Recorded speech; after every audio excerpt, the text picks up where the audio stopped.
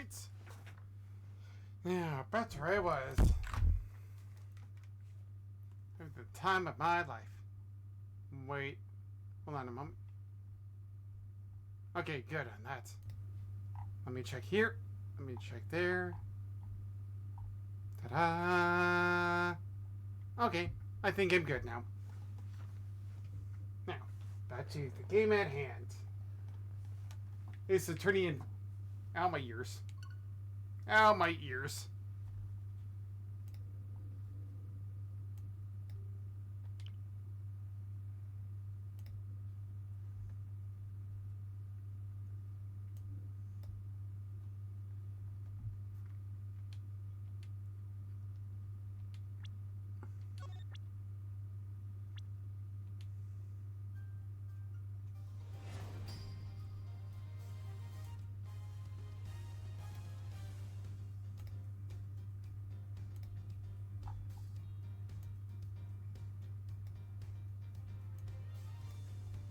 Alright.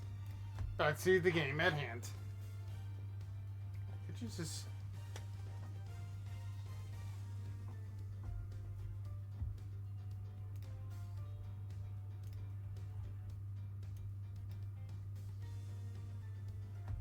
Yeah, well, let's do it. I'm gonna load from... Turnabout... From here.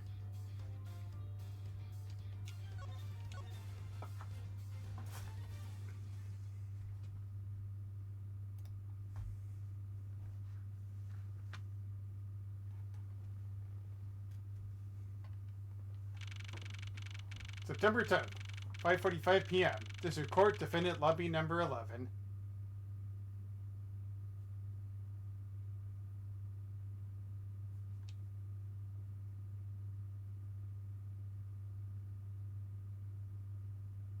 Oh, it's a good thing that it's happening the day before.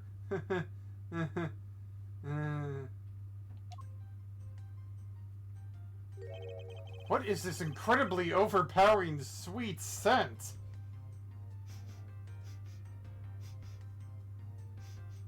Kirby, is that you? Hi, Kirby! It smells like flowers. Uncle Bad, is this it?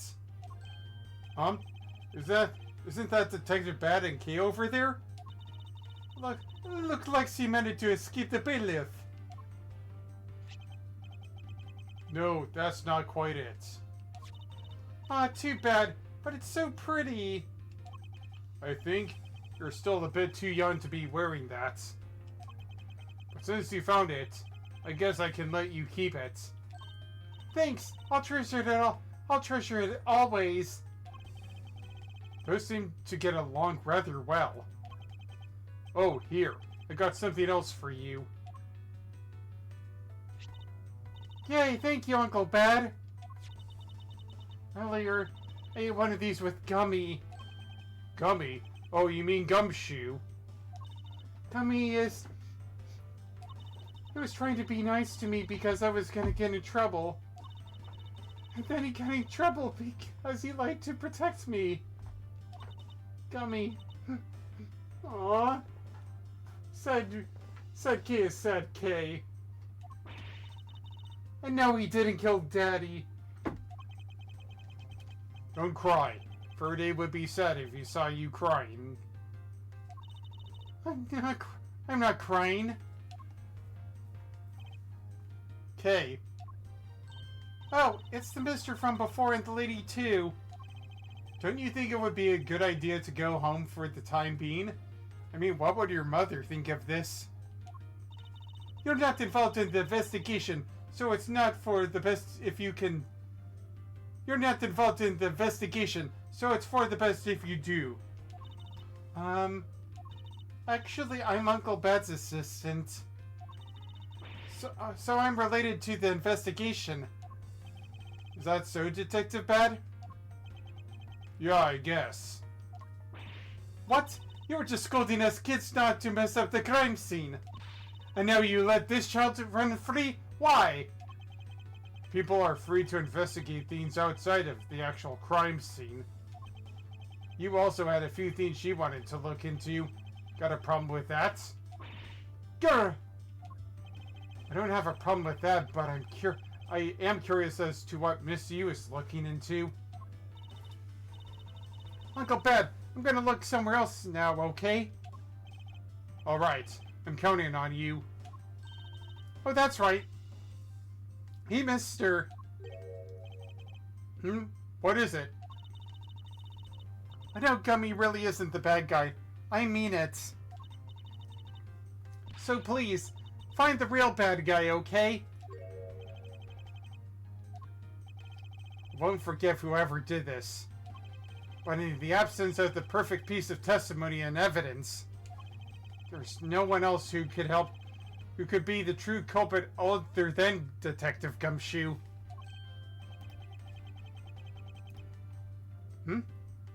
She wandered off while I was pondering.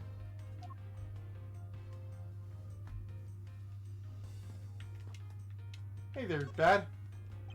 Detective Bad, what exactly was Kay searching for?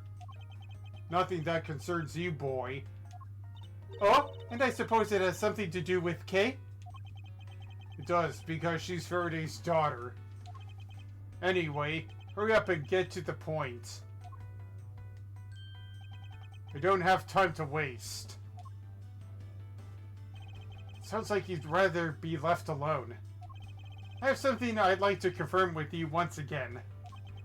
I don't have anything to say to you. Be that as it may, we still have questions that we need answers to. Now then, first of all, what is this overwhelming smell that is permeating this room? Upon entering this room, I thought I was going to suffocate. It's an ultra-strong perfume Yu wears. She spilled some of it. I was having a bad time of it myself. I didn't think twice and opened the window, but that smell's still here. Perfume, huh? So the sweet scent in the air is perfume. Well, if it's giving off quite a stench, I bet it's some cheap no-name brand. She said it's a famous brand from overseas. It's a knockoff. Yes, definitely a knockoff. No disrespect, but she forced one of those bottles on me. Here, little girl, you can have it. Little girl, you just have it, little girl. I was born for a much more expensive and refined perfume. However, seeing as how you just happen to have a spare, I suppose I'll take it. Miles Edgeworth, you will hold on to this bottle without fail. Ugh. Why can't she ever be honest about what she wants? About her wants and needs? So now we have the perfume Miss Yu wears. Just fantastic. Is that all you wanted to talk about? So I'm going back to investigating. Actually, I still have a few other things I wish to inquire about. So you were in this room the entire recess? Like I said, I made a call to the precinct to get that big lug down here. But other than that, I was waiting for the recess to end in here. At least your story is consistent. Earlier you stated that you were in here in this lobby with Miss Yu. Yeah, I ran into her in the hallway. She said she wanted to talk to me about something, so we came in here. Then what you're saying is that until Detective Gumshoe's arrival, you and Miss Yu were in two different locations? Yes I am. Interesting. Speaking of that lawyer, she seems to have a great dislike for you. Oof. Let's see, Miss Mi is a sister of the victim of the KG-8 incident. And as I recall, Detective Bad was the lead detective on that case. I wonder if the reason for her disdain isn't simply because you failed to guard Sissy, but because you were the lead detective on the case. You knew? I also know that today's trial involving the Katopian Embassy staff member is being referred to as the second KG-8 incident. Now then, Detective, I believe it's time you were honest with me and told me the truth behind your relationship with Miss You and Mr. Faraday. The KG-8 incident. If you already know that much, I guess it'd be alright to tell you. Now then, I'd like to ask you a few questions about the KG-8 incident. It's not exactly a happy story. In fact, it's also kind of mediocre at best. Other than the people who were directly involved. You two will be the first to hear what I'm about to tell. The honest truth behind the KG-8 incident. Faraday, you and I. As you already know, we three were involved with the KG-8 incident. Faraday and I, we were originally on the trail of a smuggling ring. You mean the smuggling ring involving one of the Armada Group's secretaries? That trial was just a front. A facade? Yeah, but the case became tainted. All because the witness who was going to testify about the Mono Group's ties to the smuggling ring, CCU, was killed. Then what became of the secretary who was arrested? His name was Colin Devray. To be honest, the guy didn't know a thing about the smuggling ring. But he confessed to knowing about it anyway. Devray was probably being intimidated by the big boss man. Just another scapegoat. The boss man of the Mono Group, he can't seriously mean Mr. Ernest Amano. I mean, he's totally earnest. That can't be right. It's probably just Detective Bad's personal hypothesis. What is he trying to do, suspecting Mr. Amano being involved with smuggling? I suppose it would have been quite difficult to secure an acquittal after he confessed. But the man who killed CCU, Manny Kochin, was a completely different person. But since he's already been acquitted once of the murder, Mr. Faraday, how could you let him go? How could you let him go? If I remember correctly, I heard that Mr. Faraday had an important piece of evidence stolen from him. That wasn't Faraday's fault. It was mine. I wasn't vigilant enough. Faraday, Cece, was supposed to protect them both. So you did mention that as well. About how Detective Bad was supposed to guard her sister. But, even I, who was supposed to protect them, I fell into their trap. What kind of a trap? The Von Trapp family. I hate them so much. The holes in this jacket are a testament to that trap. You mean, you were fired upon? You were shot at that many times in one gunfight? No. Only about half of these are from that case.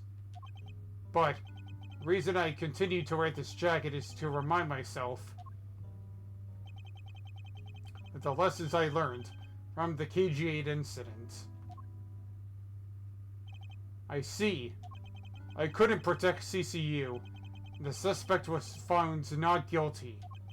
He had hit a brick wall, as far as the law was concerned. That's when she came to the courtroom, the victim's sister. That's when I first met Callisto Yu. About when you first met Miss Yu. It was on the day of the verdict. It was on the day the verdict of the KG-8 incident was handed down, was it not? Yes. Faraday and I, we apologized to her from the bottom of our hearts. It was all we could do, but just saying you're sorry won't bring my sister back, she said. And then she gave me a hand slap across the face. Well, she certainly has a had a lot of self-control to stop at just a slap. If it was me, not even 100 lashes would have been punishment enough. I suppose not. You said it herself, that she never wanted to see either of us ever again. But after that, you've seen her many times over, correct? Yeah, Furry and I, even after the KG8 incident had come to a close. We continued to hunt down the smuggling ring and got involved in a variety of cases. But it was no use. We cracked so many different cases. But the result was always the same. We couldn't find the real mastermind behind the ring. Is the ring really that big?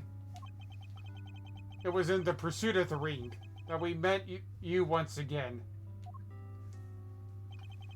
It was during another trial related to the smuggling ring. Verde was a prosecutor, and I, as a lead detective, took to the witness stand. She appeared out of the blue as a defense attorney. Her client was related to the smuggling ring, and she was defending them? Yeah. You was pursuing the ring as best as she could as a lawyer. I think she defended well this time, for the same reason. Come to think of it, Miss Yu did say something to the same effect.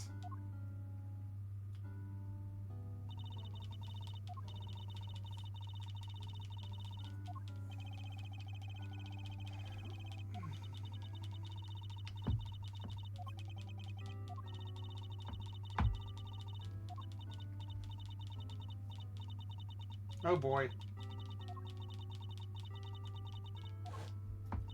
It doesn't matter what her reason is. Helping a criminal is just despicable. Like that one guy Guru. You're so naive, little girl. Little girl, little girl. All I just have to say, little. I could have stolen this lollipop from you. That's how naive you are. How dare you insult the daughter of Von Karma? Just like us, you felt that she had hit the limit of what the law could do. That's all. It's the same, that's all. The law is merely a tool. There's no limit to it, only the skill of the craftsman. You two are still too young. But one day you'll know what I mean. But enough sidetracking. What matters is that we met you again, in pursuit of the smuggling ring. That's all. I'm the same, that's all. So what was your relationship to Mr. Faraday? We were brothers. In law. You even seem to know Carrie fairly well. I met him when he was a rookie prosecutor. Known him ever since. And Kay, I've known her since the day she was born. Faraday and I, we cracked quite a few cases together. But you two seem to have made no progress at all in the Yatagarasu case. Did we touch a nerve? I only have one thing to say to you. No one knew more about the Yatagarasu than me and Faraday. That's why I was called upon to testify in today's trial. To prove that Rel was not the real Yatagarasu. Which I would have done if he hadn't turned around and accused Faraday. After the accusation, I was asked to testify, but this time, to prove or disprove the accusation. But I guess I wouldn't be doing that either. Since there's more to that statement than meets the eye. Perhaps a bit more digging into the Yatagarasu is what's necessary. You claim to know much about the Yatagarasu. Would you care to share what you know with me? What you two should be looking for right now is proof of murderous intent towards Faraday and Rel. I agree, which is why I am asking you about the Yatagrasu. What? The KG8 incident and this second KG8 incident. Both of these cases are tied to the smuggling ring. And in both cases of these cases, the witness who was to testify about the ring was murdered.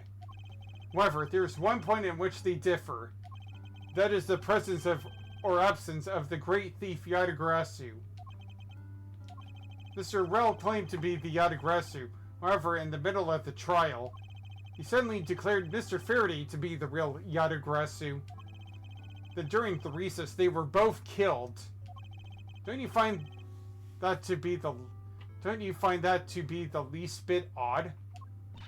Miles Edgeworth, stop beating around the bush and just spit it out already. I believe that there must be some reason that the two men suspected of being the Yatagrasu were both killed at the same time. Reason, huh? And in order to catch Mr. Faraday's and Mr. Rel's cold-blooded killer, I felt that I need to learn as much as I can about the Yatagrasu, if it will help you solve this case. Then I will tell you. I will tell you the reason why we've never caught the Yatagrasu. What was that sudden outburst for? You almost made me whip you by accident. Ah! It still accidentally whips me anyway. There are three main reasons why the Yatagrasu will always be one step ahead. First, the Yatagrasu always knows the exact location of the target object. Second, the Yatagrasu always know how to disarm the security system. Third, the Yatagrasu doesn't leave a single shred of evidence behind, ever. I see. So those are the Yatagrasu's special traits. Sounds like an incredibly elusive thief. The Yatagrasu has never been caught on tape, never tries to draw anyone's attention, and would never do something as lowbrow as commit murder. That's how I knew that Rel wasn't the real Yatagrasu right away. But you can't use that sort of logic on its own to prove that he wasn't. Listen, little girl. I'm not done talking yet. Grr! What's different about this time was that evidence related to the smuggling ring was sent to the police. The sender was none other than the one who infiltrated the Cadopian embassy. The Yatagrasu. The Yatagrasu sent the evidence. Till now, the Yatagrasu would always publicize any corrupt dealings through the mass media. But not this time. The evidence this time was something only Faraday and I and a select few others knew about. In that case, how can you be so sure that it was the Yatagrasu who sent it? That's easy. A special card that only the Yatagrasu uses was attached. That's how I can be so sure. Just what sort of card is it? Here, take a look at this article.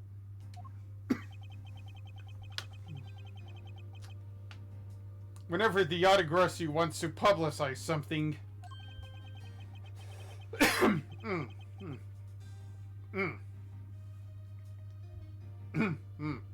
white card is sent along with the stolen information. But when we questioned Rel about what was sent along with the white card, Rel had no idea what it was. That's how to take the bad news that Mr. Rel was a phony. Thank you very much. I'm gonna get a drink of water after this. I have a much better understanding of the Yatagrasu now.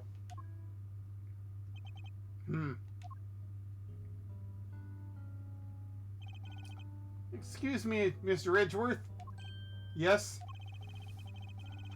His Honor would like to transfer the evidence from today's trial over to you. So, if you could please head over to the courtroom, it'd be much appreciated, sir. Understood. I'll be there shortly. Detective Bad, what does the law mean to you? It means nothing to me anymore.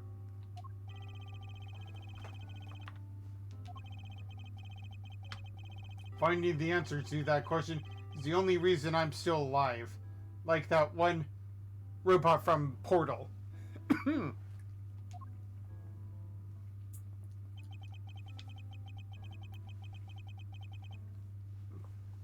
became a prosecutor to find the answer to that myself.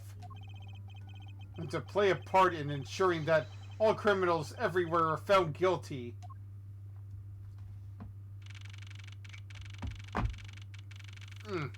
Hold on a moment. Throat kind of a little bit sore.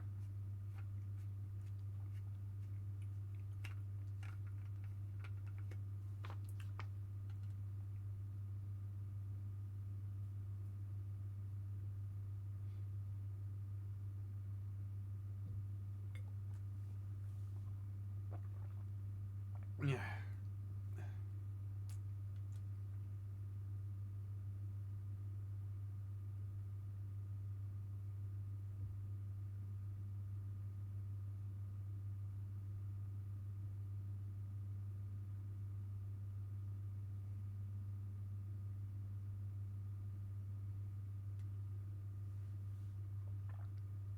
Yeah.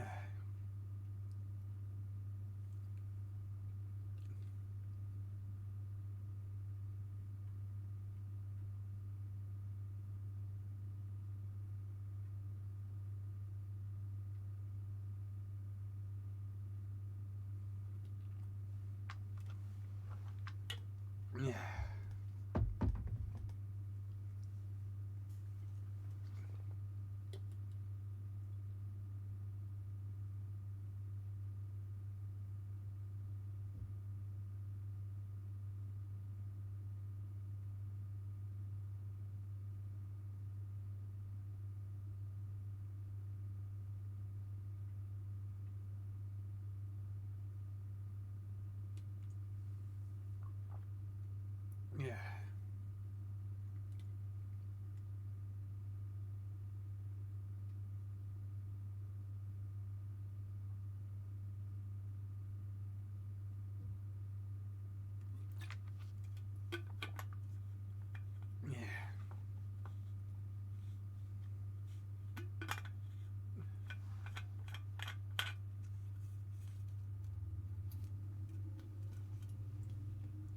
Yeah.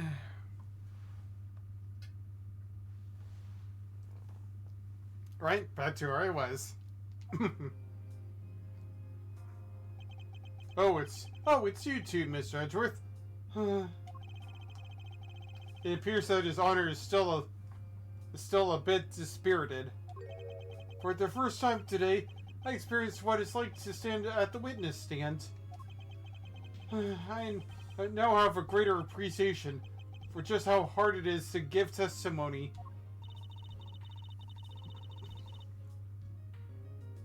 Well, there's no reason for you to be depressed about it, Your Honor.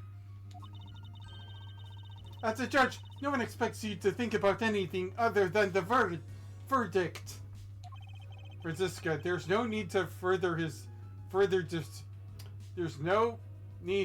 there is no need to further depress His Honor. But I'm not trying to, Miles. Your Honor. Yeah? Your Honor, I've come to collect the evidence that was Your Honor, I've come to collect the evidence that was to be transferred to me. Your Honor, the evidence. Your Honor! Oh! You, yes. Can I help you? I'd like to collect the evidence now, sir. Your Honor, do you think you can stay focused long enough to at least do your job? Yes, I'm sorry. I would, except that the defense attorney has yet to arrive. She is busy with the investigation, so let's keep this brief, shall we? Very well. In that case, please confirm that all of the pieces of evidence are present. Furthermore, the evidence that was used in the murders of Mr. Faraday and Mr. Rell are also included, so please go ahead and use them in your investigation into their case. Understood, Your Honor. The pieces of evidence that were used in the murder of those two men. This could be a very good chance for me to find new leads regarding their case. Maybe even something that will finally lead me to the truth. I placed all of the evidence over at the prosecutor's bench for you. I see, thank you very much. I will go and confirm that they are all accounted for. Evidence that...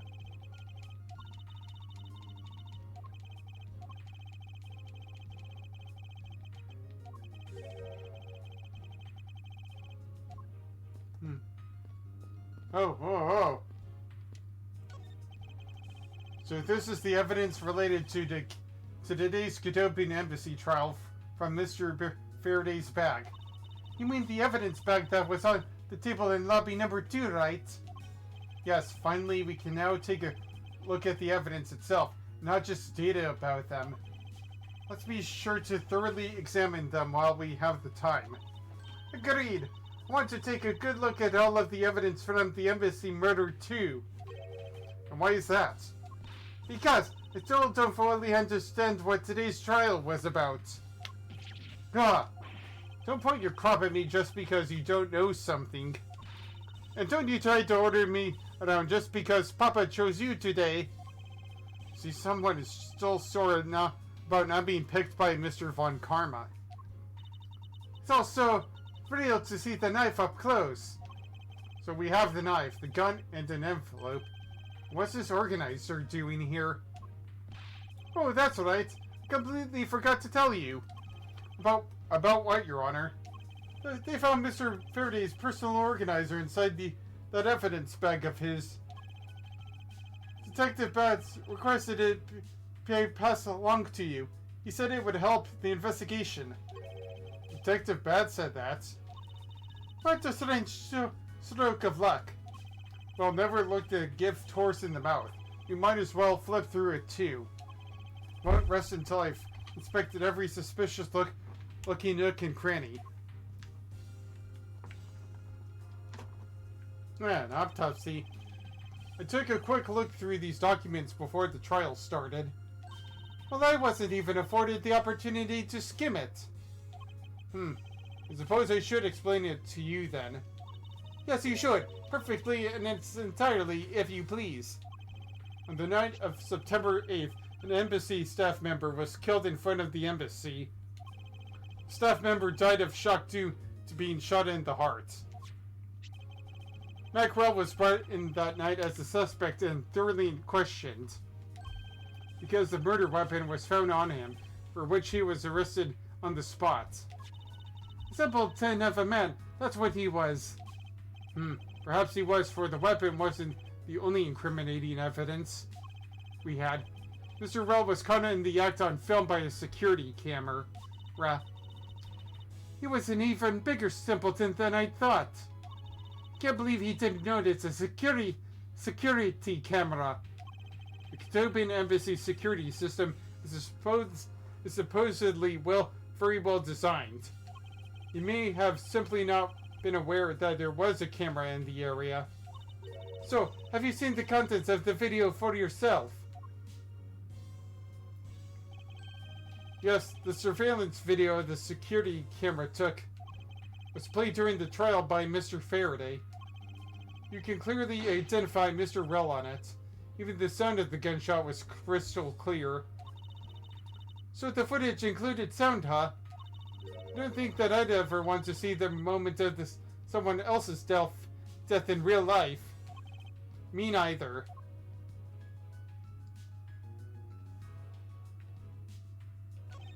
This gun was originally used to kill the Cadopian Embassy staff member when the crime was reported.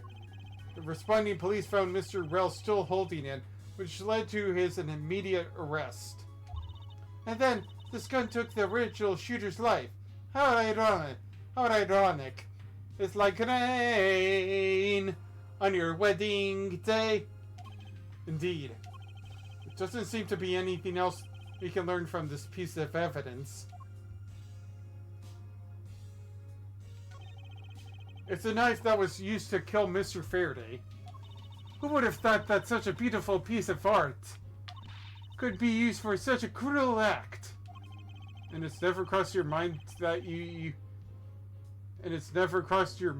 use your writing crop for the wrong purpose?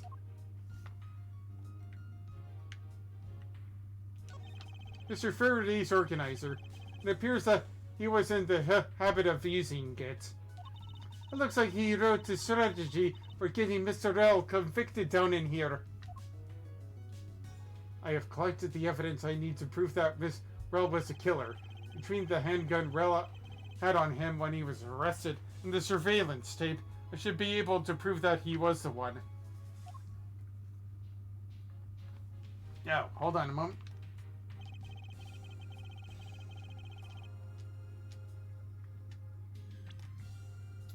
It appears that Mr. Ray honestly believed that Mr. Rell was the killer in this case. And it would also appear that he had proof that Mr. Rell was not the Yatagarasu. Sound of his handgun going off was recorded with superb clarity on the surveillance video. I also have evidence that I can use to prove that Rell is not the real Yatagarasu. No matter how he may try to play it, as long as I have the Yatagarasu's key, I can prove he's a phony. If I present it to him in court, it should clear everything up. Apparently he also had a very definitive piece of evidence.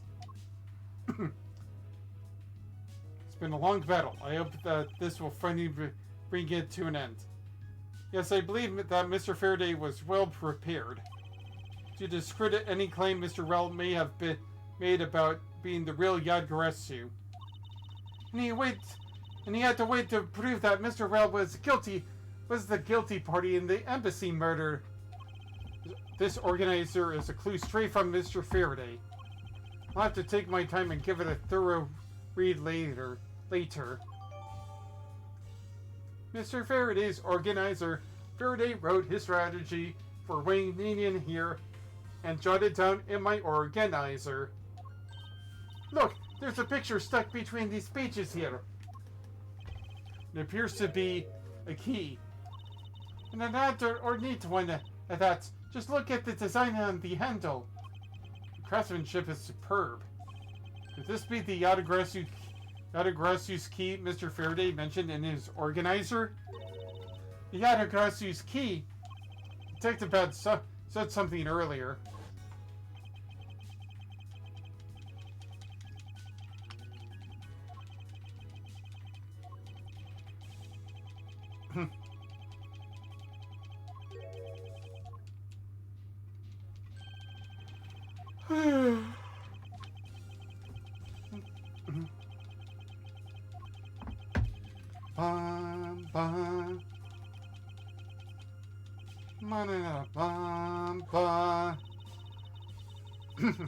Mr. Faraday must have been trying to keep this secret key safe. As a prosecutor on both the Yatagarasu and smuggling ring cases, that's to be expected. Yatagarasu's key. Photo of the key was the Yatagarasu sent. It has a rather unusual shape. I jotted down in my organizer. That's odd.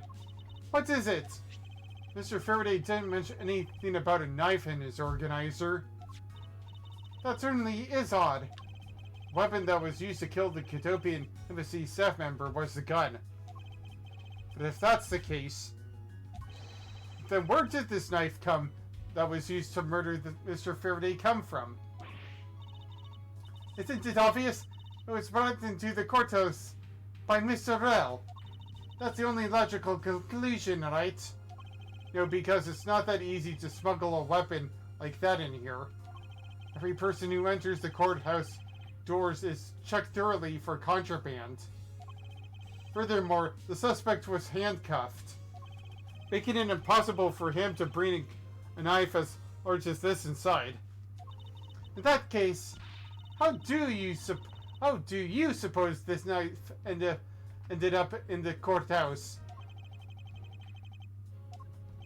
I need to think carefully here. There is nothing related to the knife written anywhere in Mr. Faraday's organizer. However, it is a fact that this knife came from Mr. Faraday's evidence bag. Conversely, there's one item listed in Mr. Faraday's organizer that no one has claimed to have seen today. So in order to solve this mystery, I believe I will need to take another good look at the evidence. Miss Miles Edgeworth, can I take the fact that you have yet to answer me to mean that you don't have an answer for me? Actually, I do know the answer, Franziska. What? And what is it? One of the pieces of evidence we've been holding has been hiding a secret of its own. And what it was through this piece of evidence that the knife was brought into the courthouse. Take that! I don't see how that answers my question at all. Every piece of evidence has some secretive aspect about it. Huh? Then I bet demand to know what the secret to this one. Grr. Right, maybe there.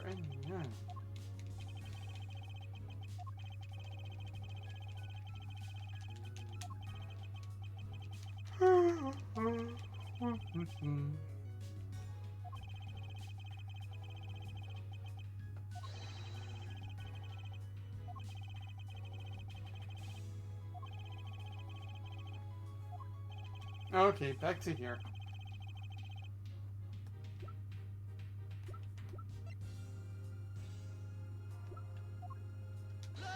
Take that! This Yadagrossu's key, Mr. Faraday mentions in his organizer. This is how the knife was brought into the courthouse. You're not making any sense, Miles Edgeworth. You just need to look a bit closer, Franziska, to see what I mean. Don't the color and ornamentation of the key's handle remind you of anything? They do remind me of the knife. Very good. Both the Yadagrossu's key in this photo and the murderer's knife have this very unique design on their handles. Furthermore, even though Mr. Faraday mentions the Yadagrossu's key, the only object we found at the crime scene was the knife. You don't seriously mean to say? It appears that you finally caught up. And yes, I do mean to say that these two pieces are, in fact, one and the same. But that's impossible! Even if that's what you believe, we should still investigate this possibility. Now then, let us examine this knife in a little more detail.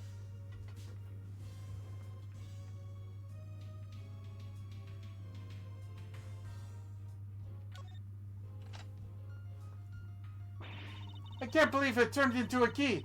To think that there was such a trick to this thing. So the weapon used to kill Mr. Faraday is actually the key to the Yadagrossu stole. So the weapon used to kill Mr. Faraday is actually the key the Yadagrossu stole. This piece of information is more critical than anything we've learned up to until now.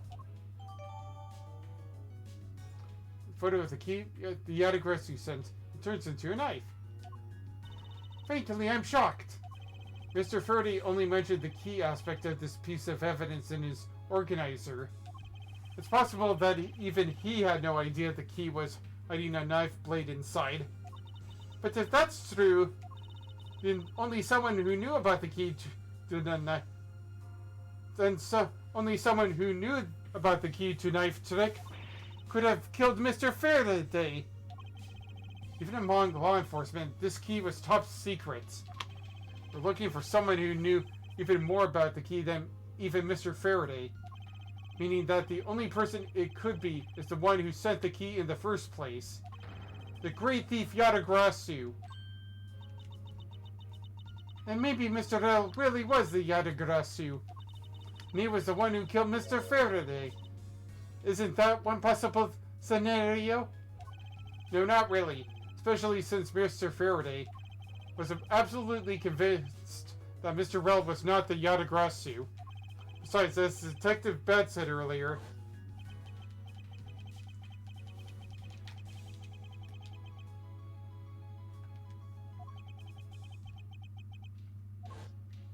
I see. Alright then, I guess the person who knows about the trick behind this key is someone else. That person is the real Yatagarasu. Seems that this key is truly the key to solving this case. Faraday, a secret ability to change into key the Yatagarasu sent. That's odd. A short one piece of evidence. That piece that's missing is the surveillance video that was played in court. The surveillance video? How could a piece of evidence just disappear? Where did it go? Where did he come from, Katanaijo? Video showing the moment in which Mr. Rel committed the murder. Where could it have gone indeed? Are you done with your inspection of the evidence? Yes, I'm finished. However, Your Honor, I'm missing a single piece of prosecutorial evidence. Your Honor, were you derelict in your duties? What? No, no, I dare not neglect my duties. What do you take me for? No, Your Honor, the most important piece of evidence in today's trial. The surveillance video is not amongst the evidence you laid out for me. It's not among us. Now that's sus. But I brought Mr. Faraday's whole bag with me from the crime scene. Maybe the tape is still somewhere at this crime scene. There's something wrong here. Something about this missing piece of evidence. It would appear that for me to find the answers I seek, I will have to pay another visit to the scene of the crime. Defendant lobby number 2.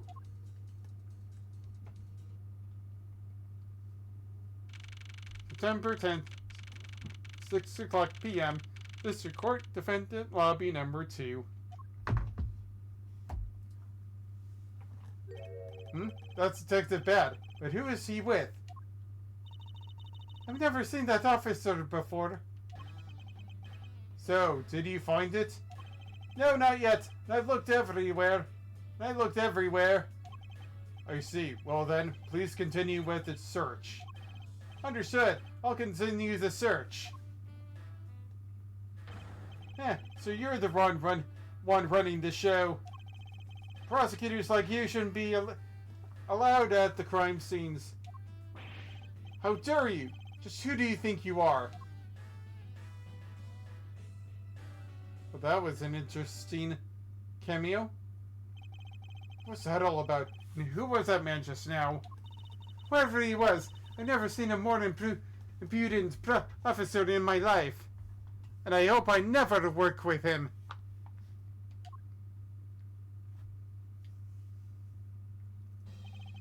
See, even though that we're standing right here behind him? I know you're standing right behind me. What do you want, kids? It looks like you're paying attention after all. Of course I was. I have eyes in the back of my head. So that mirror isn't for vanity's sake. It's for him to keep an eye out on who or what is behind him at all times. So tell me, Detective Bad, who was that rude man just now? The guy who came here from the Republic of Zingfa to study. He's Agent Lang. He's trying everything he can to retrieve the lost honor of his family. He's traveling the world to study different philosophies of entertainment from scratch. With visiting various police departments around the world, he has a lot of dedication. He's still just a rookie cop, but I sense a strong grudge of some sort from him. The guy's more useful than Gumshoe, even if he is rude. Well, he sure has a lot of guts to come to this country and give prosecutors a hard time. I agree, however, I can think of one young lady that statement also applies to. Anyway, what was that agent looking for, Detective Bad? Earlier, that little girl was booking in lobby number 1 as well. Like I said before, it's got nothing to do with the two of you. Huh. I highly doubt that it has nothing to do with me. Fine, if this is the game I must play, then I will take this opportunity to draw out what he's been hiding and what happened in this room straight from him. Earlier, you were in lobby number 2, and now you're here in lobby number 1. Wait. You're quite the busy man, Detective Bad. Multiple returns to a crime scene brings about success. That's what we detectives say. Hey, I see. In that case, you wouldn't mind if I asked about what happened again, correct? I don't have anything left to say to you, boy. Boy, you'll see I will draw my answer from you, one way or another. I'm gonna get him. I'm gonna get him, get him.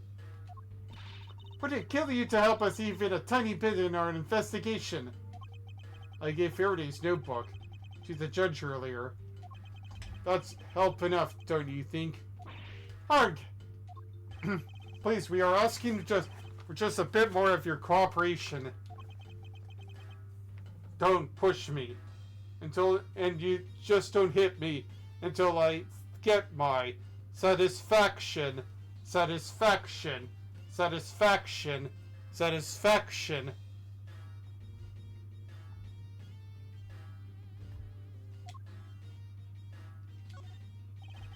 I'd like to ask once again about what happened around here at the time of the crime. I refuse to answer. Any more investigating you do would be a waste of time. Besides, how am I supposed to answer questions about this things I don't know about? Things you don't know about? But aren't you supposed to know everything? You should. Wait, is it possible? Maybe he doesn't know about the trick behind that piece of evidence. You should try showing it to him. It may prove to be the key to getting some answers from Detective Bad.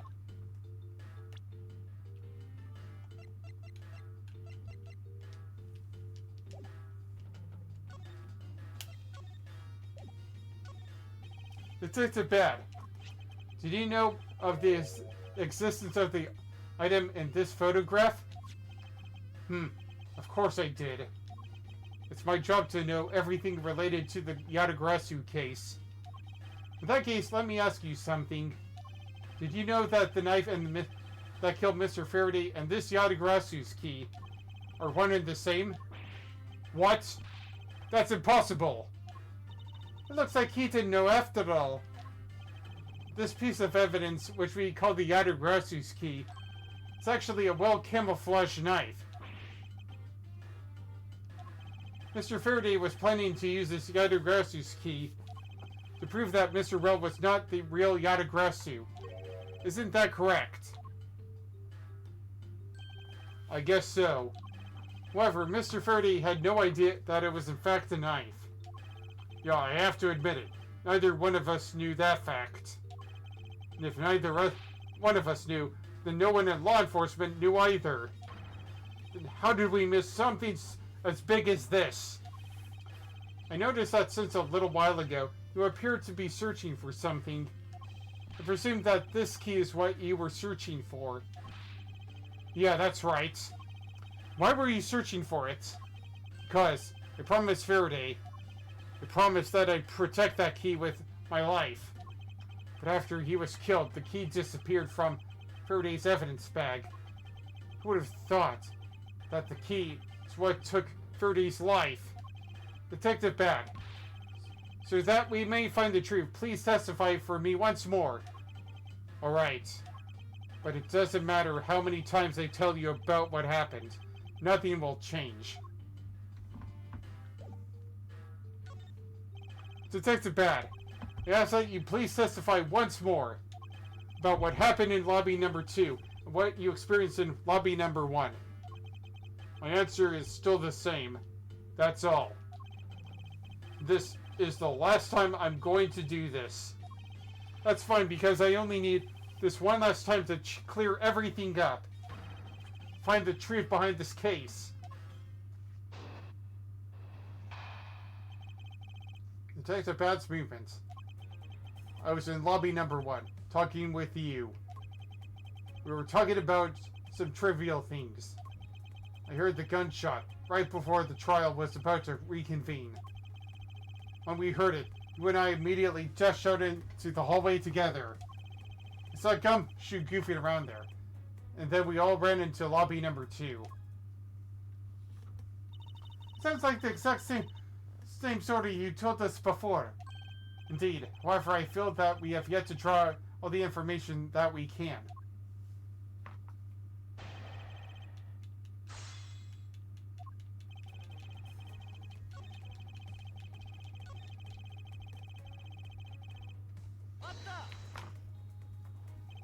Until you heard the gunshot, did you notice anything else that was out of the ordinary?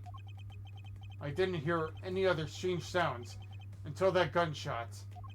If the gunshot Detective Bad heard was really the one for the murder, that would give the other piece of evidence an entirely different meaning. I ask that you please amend your testimony with that statement just now. Sure.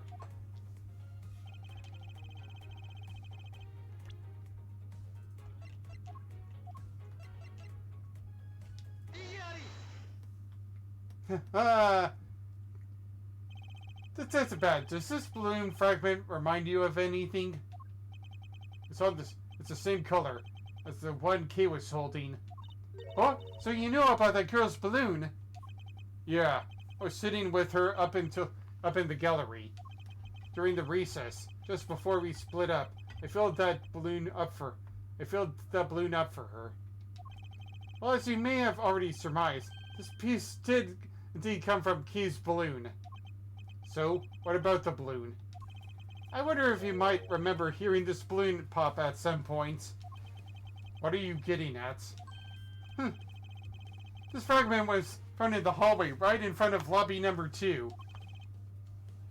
Furthermore, it was the sound of this balloon popping that the gun mistook as a gunshot. Oh, so the sound that the judge heard was not actually a gunshot, huh? On top of it, His Honor said he heard the balloon pop about 20 minutes before the trial was to reconvene. Yes, which means that His Honor heard the balloon pop in the hallway when you were in lobby number 1, Detective Bad.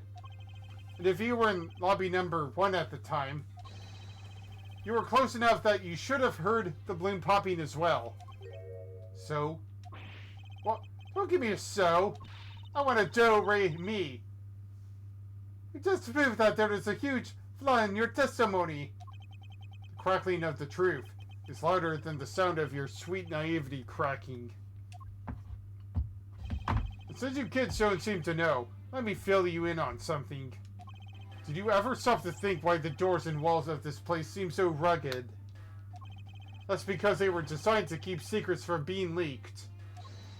Hold it! What is that supposed to mean? Doors and walls are super thick. Window panes are double layered. To top it all off, even the curtains are made of a super sound absorbing material, like the stuff in my recording booth. Then you mean? Since I was shut up inside lobby number 1, there was no way I could have heard that sound. No! I knew that's what he was going to say. And that means that Scruffy Face's testimony is completely useless. The rooms are soundproof, then of course he wouldn't hear any sign of a struggle. That's also why it's only natural that I didn't hear the balloon popping. Now do you get it, kids? Miles, I thought we were supposed to be the ones finding flaws in his logic. Not the other way around. The other way around. It's not possible to hear the sound of a balloon popping if one were in lobby number 1. However, if we examine this situation in reverse, the person standing in the hallway should not be able to hear the roll gunshot either. And yet Detective Gumshoe claims to have heard it when he was standing in the hallway. Detective Bad, If that is the case, how exactly did you hear the gunshots? What do you mean, how? It just did. It would appear that you have yet to realize the contradiction in your own words. Oh, how so? If the rooms are as soundproof as you say they were, then how did the sound of the gunshot enter your ears? I see what you mean. I guess I'm more out of it from Faraday's murder than I had thought. Which means what exactly, Miles? In the end, what does it all boil down to? It all boils down to this. There must be a reason as to how Detectives Bad and Gumshoe heard a gunshot as as to how Detectives Bad and Gumshoe heard a gunshot they theoretically couldn't have. It looks like we need to examine the state of the crime scene again, huh? State of the crime scene? Wait, can it be?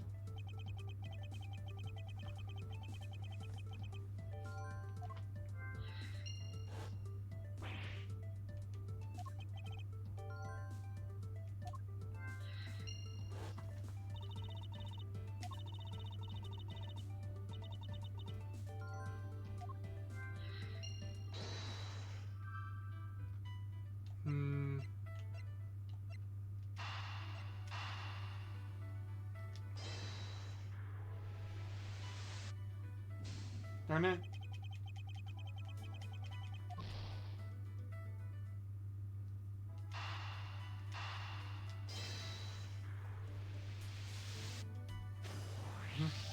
It's simply not possible for the killer to have escaped through barred windows, and yet the fragrance of the perfume managed to escape from the defendant lobby number 1. Of course, incorporeal things can move freely through these open barred windows.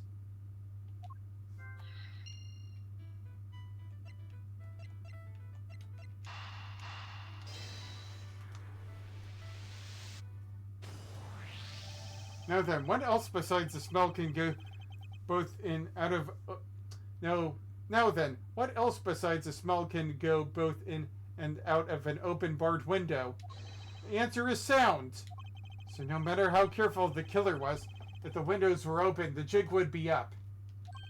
And since the windows in both defendant lobby number 1 and the hallway were open, that explains how the sound of a gunshot could be heard in both locations.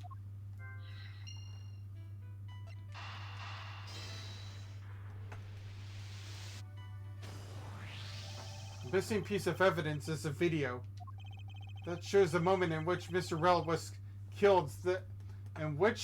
That shows the moment in which Mr. Rell killed the embassy staff member. The sound of the gunshot left quite an impression on me when it was played during the first. The sound of the gunshot left quite an impression on me when it was played during the trial. The video should have been returned to Mr. Faraday's evidence bag for the recess. And brought back here. If it disappeared after that time, then it's possible that the tape is still here in this room. Eureka! The evidence that the missing evidence created for me is a gunshot sound that no one should have been able to hear in the first place. Mouse, what have you been thinking about? Stop wasting time thinking, and let's start looking again. It's not a waste of time to think, for I have figured out where we should look.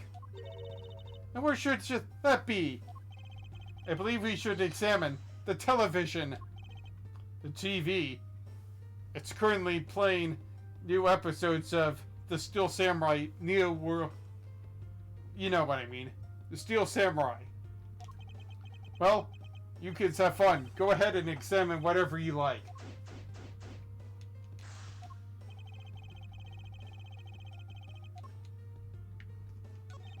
The window is wide open. The scent of flowers is being blown in from the outside.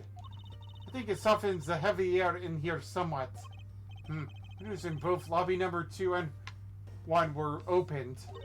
Maybe they were trying to air out the room, just like in lobby number 1. Maybe they sought to ease some of the tension through some fresh air. With Mr. Faraday and Mr. Rell in the same room, imagined the latter to be the case. But was there really a need to open the window for just that?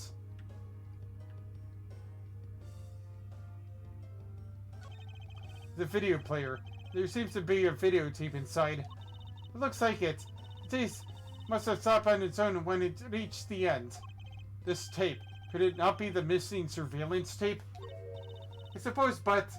Detective Bat, would it be alright with you if I verified the contents of this video? Sure, knock yourself out. Alright then, let's rewind this and see what we have. If I remember correctly, the footage of Rel killing the embassy staff member should be about the 30-minute mark from the start of the tape. Understood. Wait. If I remember correctly, the footage of Rel killing the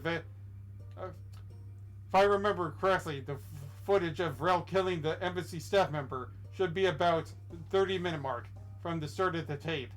Understood. Should be about right. Now then, let's see. No, this is the footage of Mr. L shooting the embassy staff member. I knew it.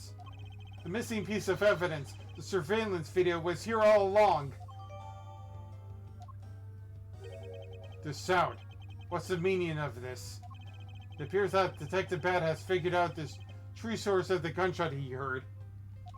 With this, I think we can figure out the trick behind this double murder. Do you mean that you figured it all out then? Yes, all I have to do now is show what the gunshot Detectives Bat and Gumshoe heard was, and through where they heard it from. No, fine. In that case, show me what you deduced. To show what the shot Detectives Bat and Gumshoe heard was, and through where they heard it from.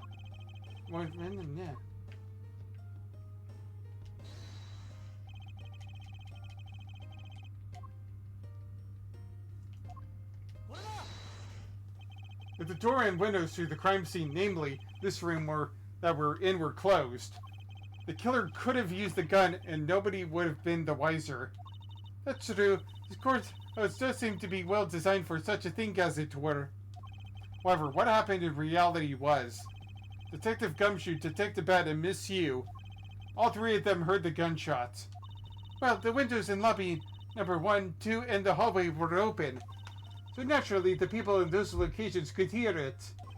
But then, why would the criminal open the window in the first place? To allow the gunshot to be heard, I suppose. Correct. That's the only logical conclusion we can draw from this. But why was that necessary in the first place? I want a real answer, Miles. I demand satisfaction. Very well. I believe that the killer wanted to manipulate our perception of a certain fact.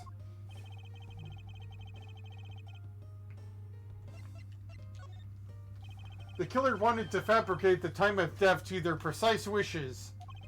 They used the gunshot in the surveillance video to do so. So that's why the tape was left running. You mean the gunshot I heard was from this video? Yes, which means that the murders really occurred at an earlier time than we thought. It must have been during the recess, but before Detective Gumshoe was on guard duty. Someone who has no alibi for that time period, and planned this crime out in advance. That person is the real killer.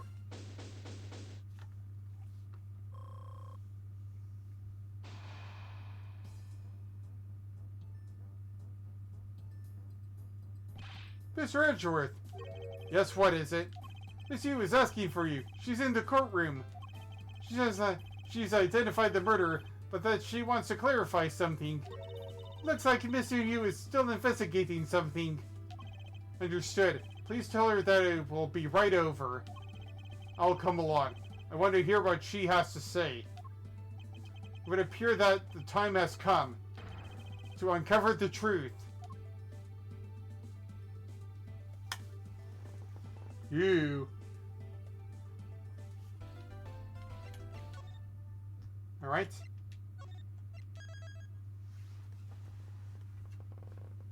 Invitation, former Callisto Yu.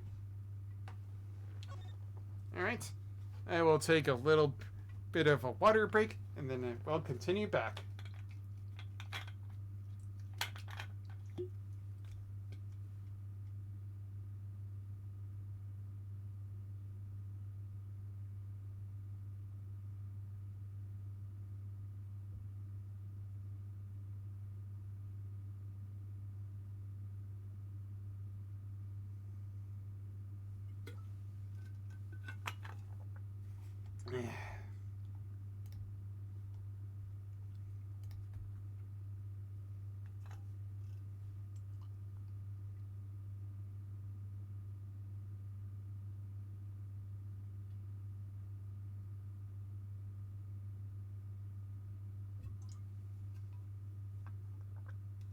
Yeah.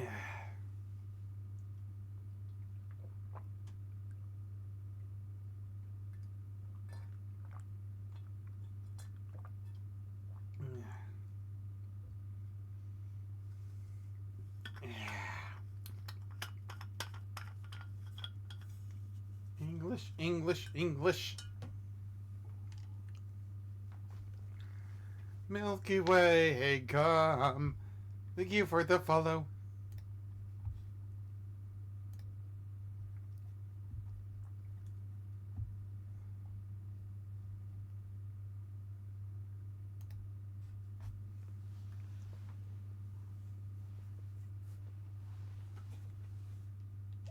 Alright. September 10th, 6:15 p.m. This is courtroom number 3.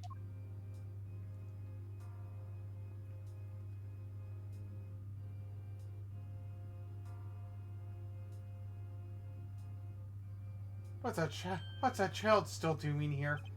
Kay, what are you doing here? Oh, hello, mister. I'm still investigating. But the object you're looking for is already...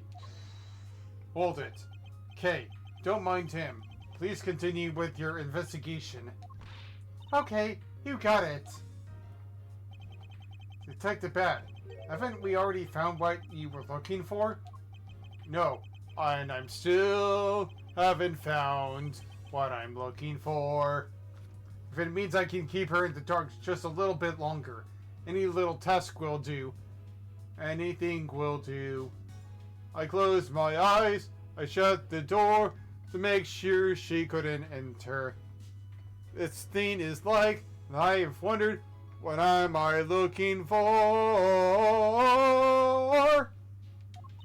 Oh, sorry.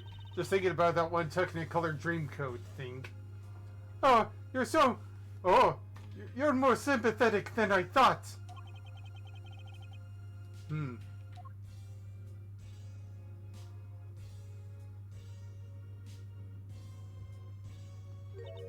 I've been waiting for you, Edgeworth. I've also been waiting for the moment in which we can finally lay this case to rest. The moment in which we can finally lay this case to rest. Wasn't that when we placed Detective Gumshoe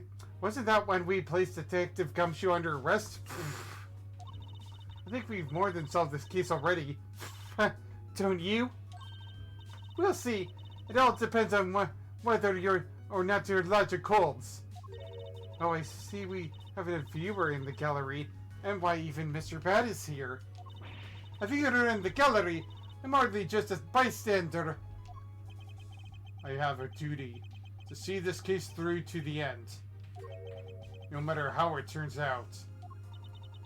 Oh, is that right? Anyway, I thought you might like to hear what I've slaved away to find out. I've taken statements on every single person's movements during the time when our suspect was in the hallway.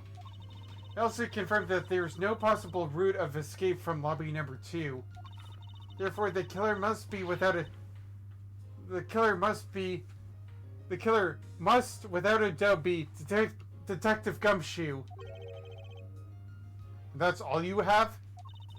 Yeah, that's all there is to my conclusion. This case. Sorry, but I beg to differ. In a trial, there's always time for a rebuttal, and we are standing in a court of law. It'd be more than appropriate to follow the rules of court in this case, don't you think? How absolutely like a rookie to think such a thing. But alright, I'll play along and give you a proper testimony. If my logic is correct, then I've already won. All I have to do now is prove it by showing who the real killer is. This is Yu's argument. Everyone said the suspect has an alibi for when the gun went off. Furthermore, the areas around the crime scene have all been thoroughly investigated, right? They also confirmed that there's no possible escape route from lobby number 2, which leaves us with one unshakable conclusion that Detective Gumshoe is a killer. Now that you have your testimony, I expect a good rebuttal, Edgeworth. But of course, there's no need to confront her logic head-on right now. Head-on, directly to the forehead. Head-on, a blade directly to the forehead. I should instead focus on drawing out any trump card she has up her sleeve.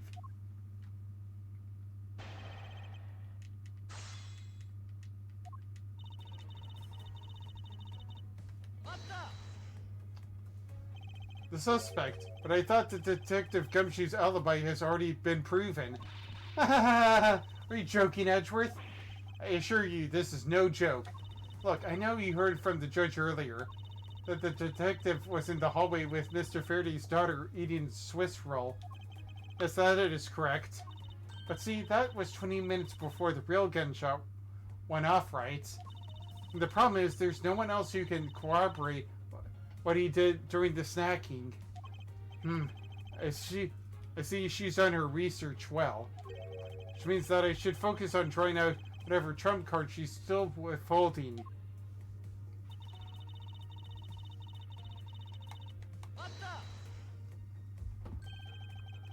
Whether they have been thoroughly investigated or not is for me to decide. The scrunch eyebrows and lines on your forehead are back. Anyway, even if you believe it hasn't been exhaustive, the crime scene lobby number 2 has no way other than the hallway Detective Gumshoe was standing in. And because he claimed to be there, that makes him the only possible suspect. But isn't it also possible that someone escaped through a window and into the garden? That's the first place everyone looks silly. The police aren't a bunch of lazy bums. They looked into every possibility, you know. Isn't that right, Detective Bat? Yeah. There wasn't a scrap of evidence to suggest someone used one of the windows. There also weren't any footprints or anything in the courtyard garden. I suppose they really did check everything that could be relevant to the case.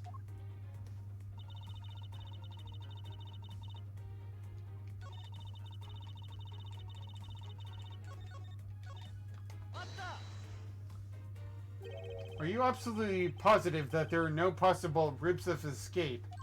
Of course I'm sure. Why are you so certain? This is a courtroom, the place where criminals are brought to be judged. If there was an escape route, I'm sure every criminal would be using it to escape. It's just common sense. How's Edgeworth? I suggest you use a bit more of it in the future.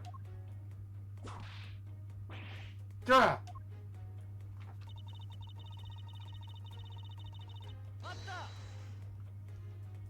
You may think it's unshakable, but to me there are still too many unanswered questions. For example, who was it that placed the gun in Mr. Faraday's hand? But you're the only one still wondering that. Detective Gumshoe probably had no idea which hand Mr. Faraday used to write with. Even if he knows someone, it doesn't mean you'll know which hand they'll write with, right? I mean, I certainly don't care about that sort of thing. I'm not about to let her get a rise out of me with such a flippant statement. I suppose you've really reached the end now. I already have my trump card ready. All that remains is to play it. But before I do, I think I should inquire into a little something about her argument. You said earlier that you confirmed the alibis of every person other than the suspects. However, I don't recall either Francisco or myself speaking with you about the subject. How about there were witnesses? For you, there is no... Your mentor who gave you an alibi. I see. As for the little Missy, she came to the courthouse during the recess and was stopped by a security guard at the door to the hallway. She gave him quite a whipping for that, or so I heard. I'm the daughter of Manfred von Karma, and I will not be forcibly stopped by a guard or a bailiff or anyone else. Wait, so basically the only reason Francisca bothered to show up today was because she found that I was to be the replacement prosecutor? By the way, Miss Yu, what about everyone's alibis before Detective Gumshoe was assigned to guard duty? What about them? Have you looked into what people were doing during that span of time? What kind of idiots do you take me for? It doesn't matter when the killer went into lobby number 2. From the time we heard the gunshots to the time Mr. Bed and I arrived on the scene as we dashed from lobby number 1. The only person who could have committed the crime was Detective Gumshoe. Yes, let's talk about when you and Detective Bad heard the gunshots, shall we? I suppose if we go by your logic, then Detective Gumshoe is the only one. However, what if the crime scene had occurred at an entirely different time than when that gunshot you heard went off? What then? That gunshot was a trap meant to manipulate our Objection. Sadly, your explanation is lacking, Edgeworth. The gunshot we heard in lobby number 1. Could you explain how that could have been fabricated? That tape? That's exactly what you think it is. This is the surveillance tape of Mr. Rell the prosecution presented in today's trial. This was found loaded in the video player in lobby number 2. That was connected to the large television that had its volume turned all the way up. Can't honestly mean that the sound we heard was the gunshot in the video. But I do. It leads me to my next point. The murders occurred much earlier than when anyone heard the gunshot. That's the only thing I can think of, too. After committing double homicide, the killer took the surveillance video out from Mr. Faraday's evidence bag, turned the television's volume all the way up, and let the video play. The play from the beginning would take up to 30 minutes for the gunshot sound to come on. The play from the beginning would take 30 minutes for the gunshot sound to come on. And since we now know that this method of time manipulation is possible, it opens up the possibility that the killer is someone other than Detective Gumshoe. Objection. Sounds from a television don't amount to much here. But of course, Mr. Prosecutor and little Miss Von Karma already knew that much from the very beginning, right? Of course we knew. Didn't we, Miles? Yes, of course. We know about the soundproof quality of this courtroom's rooms. Of course, I'm not about to admit that we had no idea until only a little while ago. That's right, and if the rooms are soundproof, then we should have not been able to hear it. Yet we heard the gunshot clear as day. And that's it, end of story. But it's not. I should explain why she was able to hear a gunshot. There is actually one common point between lobby number 1 and lobby number 2, and it is that despite the fact that both rooms have air conditioners installed, a window was open in each. Now, we know that the window in lobby number 2 was opened by the killer. However, a window in lobby number 1 was also opened. Objection! It's probably just a coincidence that they were both open at that time. Objection! It was no mere coincidence, I assure you.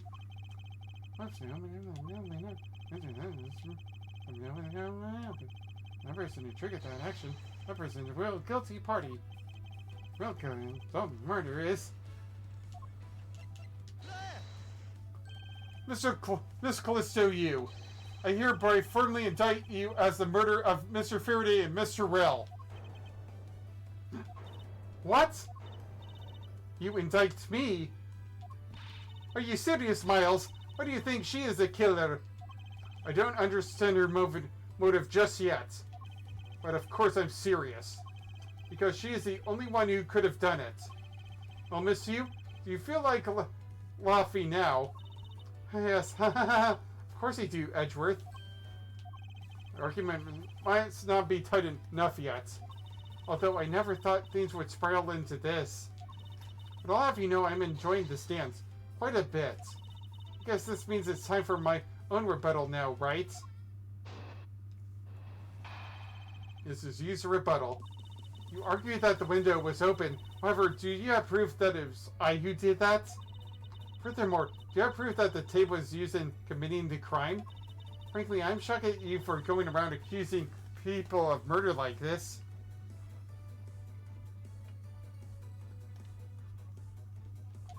Especially with logic as full of yours. This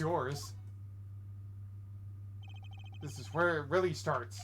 I mustn't let my guard down for even a second, or the truth will blow away. Now is the time to put the penitent von Karma perfect proof to the test. Ooh, that was a mouthful.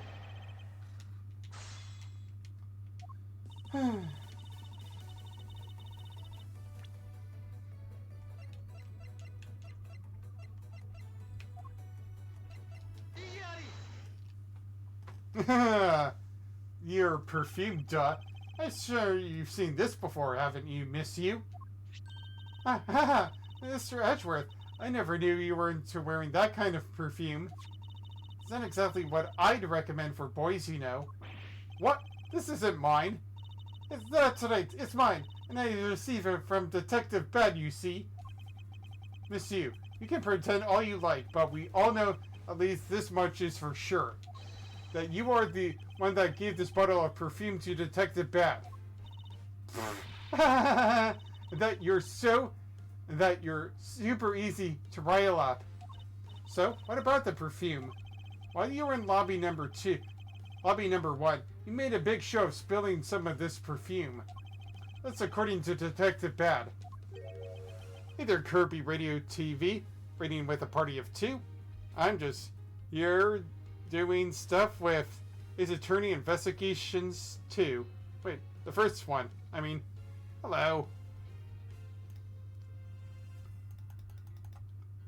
My big Kirby says hello as well. Hello.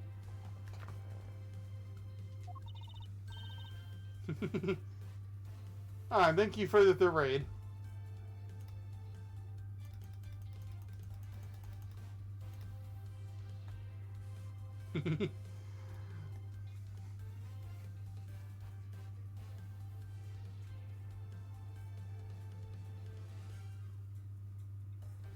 Doing the look. Going well. I'm near the end of case 4 right now. Oh, I know. You also knew that if you spilled it, it would naturally move to open a window. Come now, I already told you that it's just a big coincidence. After we opened the window in lobby number 1, I just left that open, you know. So maybe it was just dumb luck that we heard the gunshot through the window. Objection! The timing of when you were going to spill the perfume is something you could control. The most important fact about this case is when people were made to hear the shots. Furthermore, it would have been pointless if you didn't have an alibi for yourself at the time. You mean... Miss Yu, you were the one who called Detective Bet into lobby number 1. When you saw him bring Detective Gumshoe into the hallway. Is that correct? All of today's premeditated events could have only been thought up by you, Miss Yu. Grr. Ha ha ha ha. You accused me of murder on the fact that I spilled a little perfume. Well, allow me to say this much. I couldn't have killed Mr. Faraday. Would you care to testify as to why? Look, I've had a lot of fun today, really. But I grow weary of this game of cat and mouse. Same here, Tom and Jerry. Let's make this the last testimony and wrap this absurd case once and for all.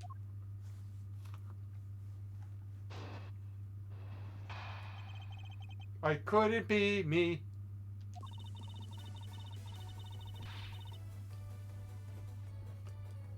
You're dancing Kirby time.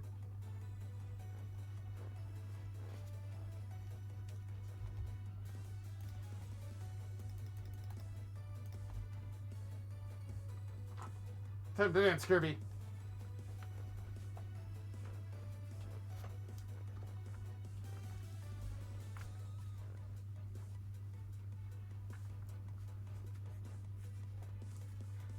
Look at the Kirby dance.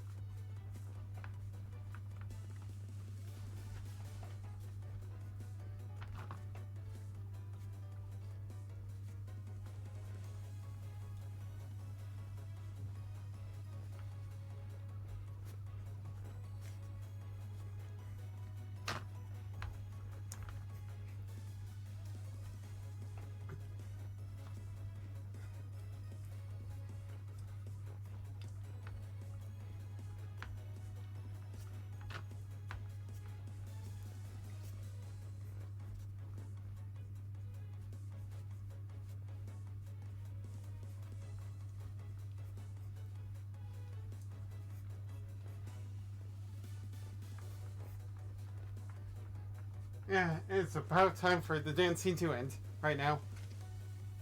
Alright. Accusing someone of murder over a spilled bottle of perfume is a bit over the top. But I suppose forgery of evidence is to be expected of a disciple of Von Car- Oh, no, you aren't gonna do that, are you? In any case, it simply could not have been me who killed Mr. Faraday. After all, I don't even know where the knife that used to kill him came from.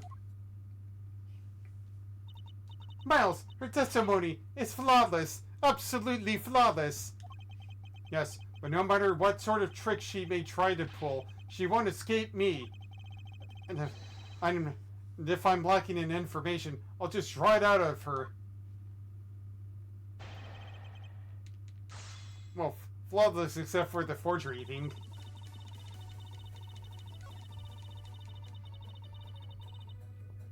Boo! This is not decisive or flawless.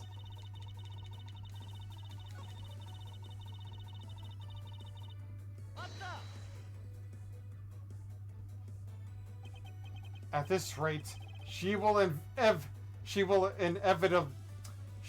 inevitably escape.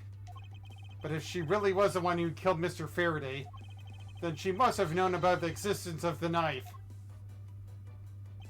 I'm sorry, Miss Yu. Maybe you weren't aware. However, the knife that was used to kill Mr. Faraday was taken from this evidence bag. Miles, what do you think you're doing? I'm trying the truth out of her, that's what I'm doing. Huh? But I don't recall the knife being presented at the trial earlier today. Well, I suppose that's because the evidence was something Mr. Faraday had yet to use. So that's what you're trying to do. Look, why don't you cut it out with the lies? I've already figured you out. There was no knife inside Mr. Faraday's evidence bag. The only evidence that he had yet to present was the key the Adagristu had sent. And unless a key can magically turn into a knife, you really don't have a leg to stand on. Did you really think you could trap me? Come on, be honest. I never intended to do such a thing. It was all a misunderstanding on my part. In any case, I wonder if you may append what you just said to your testimony? Sure, why not? I'll even say it as many times as you like.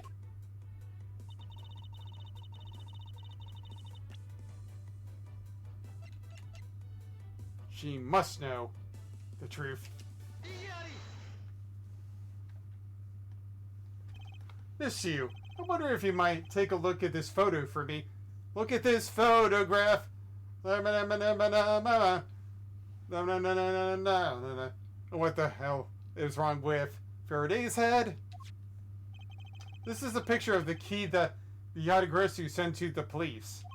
However, while it may look like a key at first glance, it in fact has the secret ability to transform into a knife. Transformers! The key's in disguise. Which means that what was inside Mr. Faraday's bag was both the Yatagarasu's key and the murderer's knife. You knew that the key was inside Mr. Faraday's bag, did you not? Yes. Well, with the Yatagarasu's key alone, it's more than possible to kill Mr. Faraday. Do you understand now? Just knowing of the existence of the Yatagarasu's... When I go, wake up, I put a lot of makeup. I say a little prayer to this bag. I still haven't had a good look at it. Showing it to me from that far away, you could be lying for all I know. You would even now still feign ignorance? I'm not feigning anything. But we can't have you accusing me of a crime with false evidence now, can we? I mean, Mr. Von Karma, I've heard some very interesting rumors about him. Like that Lindsay Lohan person. Alright, are you mocking my papa? Don't you dare sully the good name of my mentor. Now take a good look. This piece of evidence is more than real. Oh, who knew there was such a trick to this thing? Are you satisfied now? But of course, you knew from the very beginning, didn't you? You knew that the trick, the knife... You knew that the knife and the Yatagarasu's key are one and the same. Otherwise, someone like you, who isn't a member of law enforcement and who would never have been privy to the trick, would have ever known about it to begin with. Furthermore, there's something that the Yatagarasu sent to the police. How did he have knowledge as to what it was? Actually, I heard it from Mr. Faraday. Just before he dragged Mr. Rel off, he told me... Oh, that's right, I almost forgot. He also told me about the key turning into a knife at that time. But he didn't tell me about how the key actually transforms. Objection! What you're saying is simply not possible. Oh, and why not? Because Mr. Faraday himself didn't know about the hidden knife within the key. For within these pages, he mentions nothing about a knife. Objection! I'm not sure he would have written everything down in his organizer, you know. Wouldn't something of this importance be better left to oral communication? Objection! Unfortunately, that is also impossible, because Detective Bad didn't know about the knife aspect either. What would have been highly classified information even within the police force, and is something that even the lead detective on the case didn't know? Why would Mr. Faraday have felt the need to share such information with the opposition? Yeah, I guess he wouldn't have much of reason to. Looks like I gave a pretty lame excuse, huh? How can you laugh at a time like this? She probably just realized the flaw in her logic and is actually in a panic over it. But that's not something we need to concern ourselves with. Yeah, like we need to go on dancing. I suppose you're right. Miss you. I'd like to state that I also know how you know the real nature of the knife. Do you know? Well, why don't you pull your money where your mouth is and show me? Well, I will. And I'll wipe that smile off your face by the time we're through. This is it, the moment of truth. The secret behind the Yatagarasu's key. Only one person would have a knowledge of it from the get-go. Who would have known from the start the Yatagarasu's key could change into a knife? Well, duh.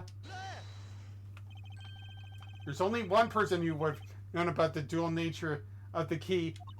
And that is the person who sent the Yatagarasu key to the police. And that is to say, the Yatagarasu herself.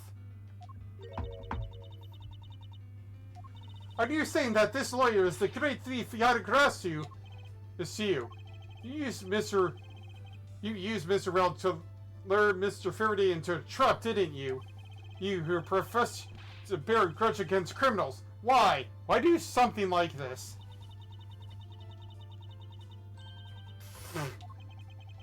Hmm?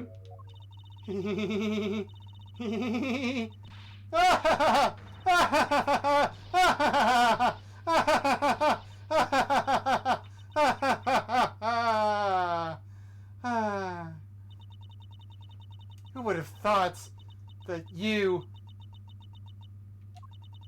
a stupid rookie prosecutor, would see through me?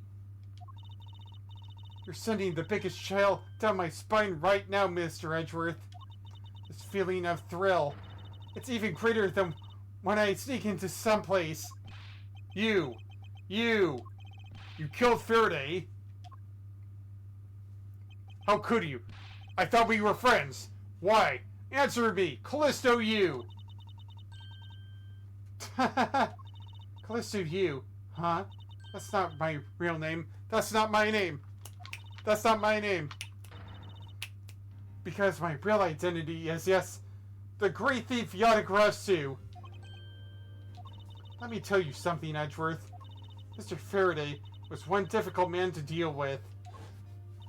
For you see, he had discovered my true identity, which is why I had to raise him from the world of law. I made Mr. Rel an offer, an acquittal for a little favor in return. All he had to do was accuse Mr. Faraday of being the Yadagrasu in court. But once we entered the recess, Rel was dragged off by Mr. Faraday, which threw my plan into a complete mess. I chased after them and eavesdropped on them through a crack in the door. That Rel caves into two things, money and authority, just as all thugs do. I feared my plan was going to be ruined if Mr. Faraday held on to Rel any longer. Plus, if I had let them continue on the way they were, I would have been found out. That's why I had no choice. I had to kill them both. But didn't you say that you despise criminals? But do I really? You. Have you forgotten about the KG8 incident too? Maybe. What sort of woman would... So then was it your plan to kill Mr. Faraday with the very evidence that you sent? Well, I had a good idea of what Mr. Faraday was going to do. I anticipated that Mr. Faraday was going to prove that Rel wasn't the Yadagrasu by using the Yadagrasu's key as evidence, and that he would bring it with him. Which is why I thought to use the knife portion. With a weapon as well disguised as this, no one would be the wiser. Because who in their right mind would think that something like this could be a weapon? I casually entered lobby number 2 on the pretext that I had to talk with Mr. Faraday. In order to get in with him, I pretended to be worried about something. He then let me hold the Yadagrasu's key, just like that. He never noticed that I changed the key into a knife inside that plastic bag. And he didn't have the chance to take note of the knife that took his life. How could you kill him? I knew him for a long time, you know. At the very least, I thought to give him a quick and painless death. But if you killed Mr. Faraday first, there's no need for you to kill Mr. Rel as well. I believe I mentioned when we were placing Detective Gumshoe under arrest, something about having accidentally created an eyewitness. And how that led to the killer to think about setting them up as though they'd kill each other. Then the trick with the surveillance tape. Yes, I hadn't actually planned to use a gun. The risk was too high that I'd be caught. However, that's when I remembered the existence of that surveillance tape. Which is why I had Rel help me set up the crime scene. And after all was said and done, I ordered him with all this hard work with a bullet. You're a defense attorney, aren't you? How could you? How could you betray a client? Client? If you want to talk about who was client for who's first, it was me. Huh? I was a client in the murder of the Cadopian embassy staff member, Deed Man. You ordered a hit job. You still haven't figured it out, Mr. Bad. I had dead man killed because he was about to give away info about the smuggling ring. And with that, I have to do a few things, but I will see you in a... But I will be back in about 30 minutes or so. Give me some time, and I will see you later. For now.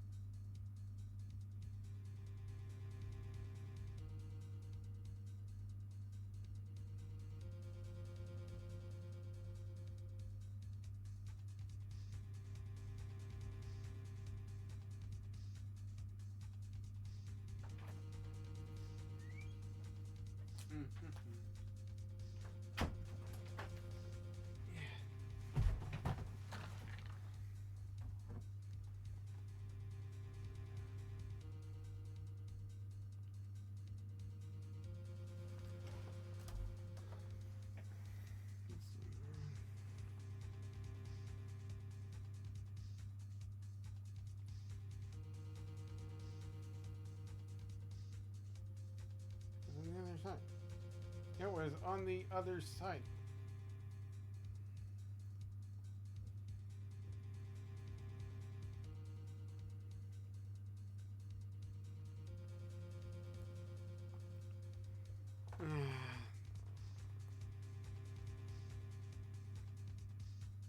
I'll eventually do what I need to a little bit later on then. Alright. Back to where I was. Sorry for the little late. But here I am. I had 10 men killed because he was about to give away info about the smuggling ring. Now, who exactly do you think would benefit from such an assassination? Can't be. You're... That's right. I'm a member of the smuggling ring. Bitch just got bad good. How could this... You don't mean you're working with Manny Cochin too, do you? Maybe, maybe not. Guess you'll never know. Yeah, the Yadagarasu claims to be noble, but you're just another cold-blooded murderer. That's right, little girl. The Yadagarasu is just another killer. Be quiet. You. Yadagarasu. You can run from the law, but you'll never escape it. So just humbly accept the judgment of this court.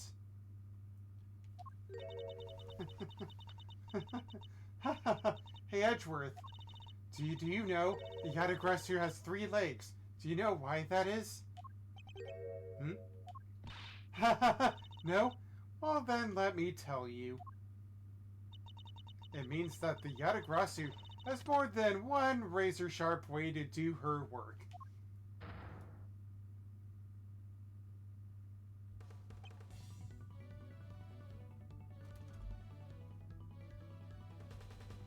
Actually, Kirby might not want to see this. Shot through. You has got a gun. You has got a gun. The dark days have begun. Her body is on the run. Oh, right. You really are too naive, Edgeworth. You even handed the Yadagarasu's key right to me without a second thought. Everything may not have gone according to plan, but I'll still gladly take it. Bad, what are you doing? Why aren't you aimed on her? You mean the key was your real target? And even after I gave you such great advice, didn't I tell you to always keep a good eye on a criminal? Or you may regret what comes to your negligence. You two, get down! Eek! Ha ha! My body, I can't move. Hey, mister! To your right! Na na na na na! You!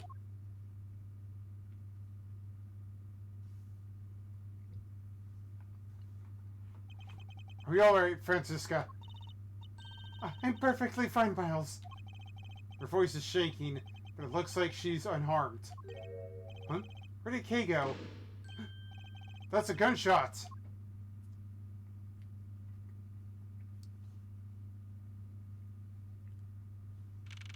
September 10th, 7 o'clock p.m. Mr. Courtroom number 3.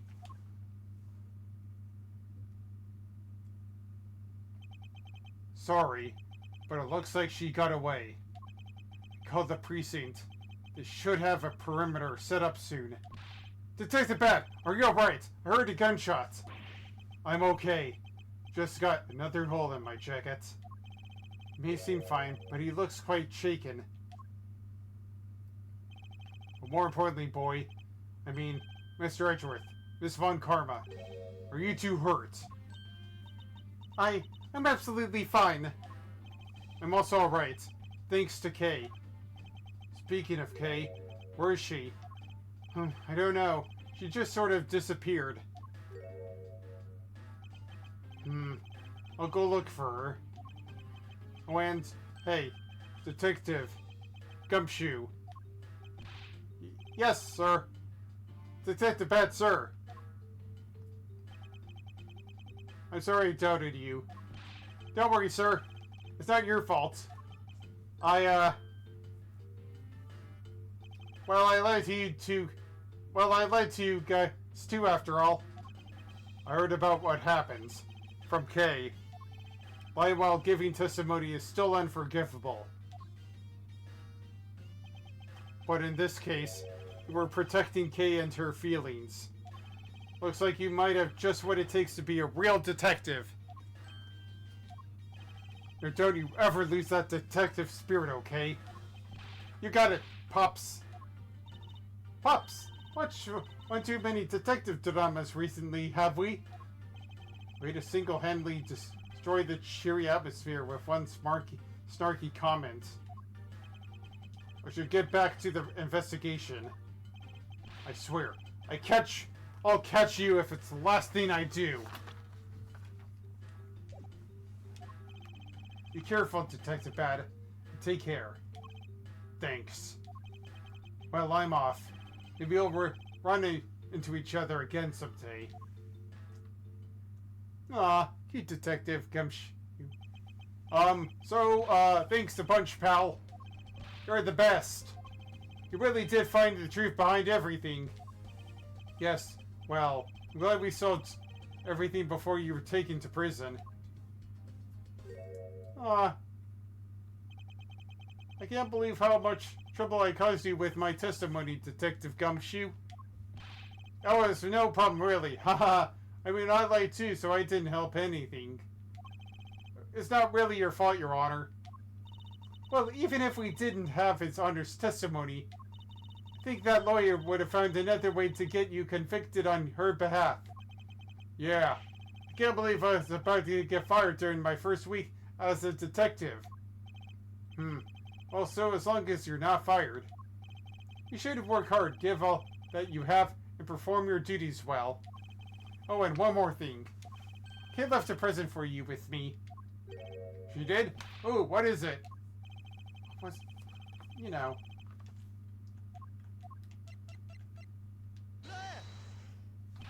It's a quarter special Swiss roll. Can I really have it? Yes, it's a present meant for you, after all. Thanks a bunch. You have no idea how happy this makes me, pal. I'm gonna eat this right now. Sure, go ahead. The Swiss rolls Detective Gumshoe and Kay brought together. While the one case said it's never reached her father, it would appear that her sentiments have touched the heart of this detective. He's so happy, it's as though he's having a welcome back celebration of his own. Well, I was asked by Kay to give it to him. Whoop! That was good, pal. Can't believe I got to eat 2 of these delicious things in one day. It's like I'm in Swiss roll paradise or something. I gotta thank Kay myself. Hey, wait, where is she? You only noticed just now? Was this mine not present when he discussed her earlier? Detective Bad left to go search for her earlier. Maybe you should go join him. Yeah, you betcha, pal. I'm gonna go help him. Oh, but first, you know what, pal? Actually, I guess I shouldn't be rude to you anymore. Huh. I'm gonna stick right by your side from now on, Mr. Edgeworth, sir. And that's how they cutely met. I sense nothing but a most troublesome relationship from that ominous statement. We should go home too, Miles. We have to hurry and report what has happened to Papa. Agreed. I'm afraid we must be going now, Detective. Roger, sir. And don't you worry, I'll investigate the next case we're on real well. I'll be counting on you. I'll be counting on you. The scent of trouble is definitely in the air. Just like a bad dream, my first outing at court came to its disturbing end. A few months later, I was finally able to properly stand in court as the prosecutor, but that too didn't end well. But the detective in charge of the investigation was, as I dreaded, Edgeworth. After that, he became my direct subordinate. I have tried, but words fail to describe the immeasurable suffering he has caused me. But I suppose that's just how things are. As for the little girl who suddenly disappeared, she's now dead. Yep, just totally dead.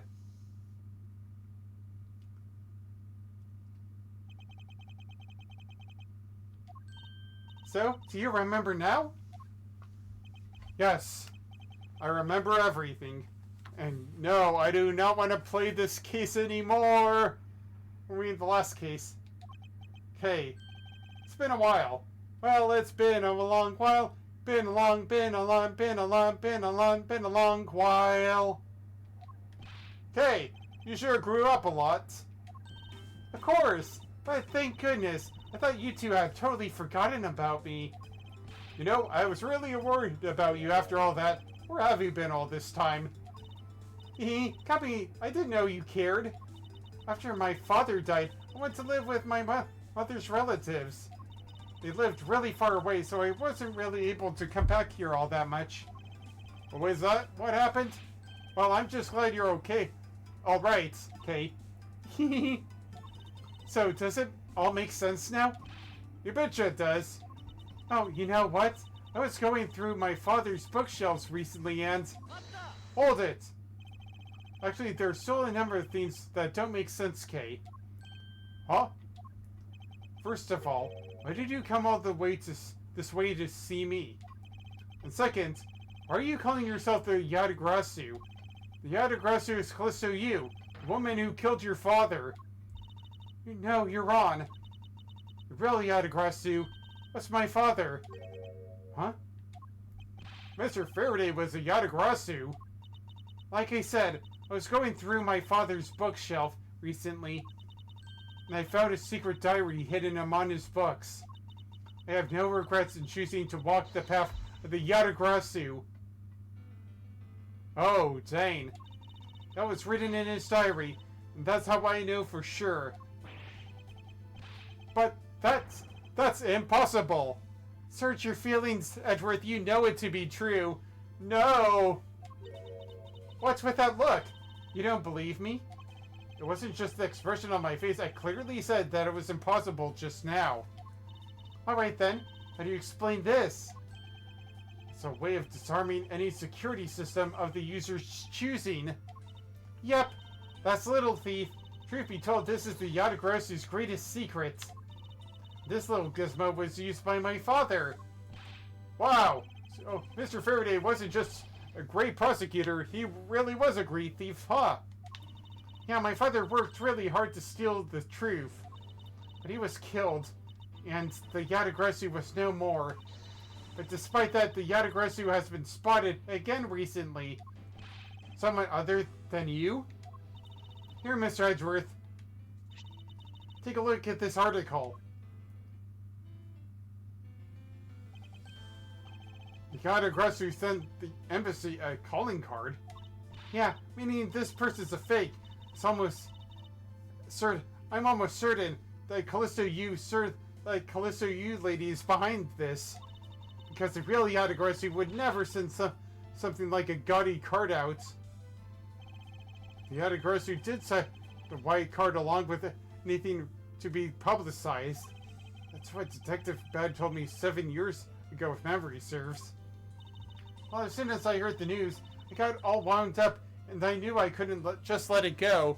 Let it go, let it go. This case doesn't make any sense.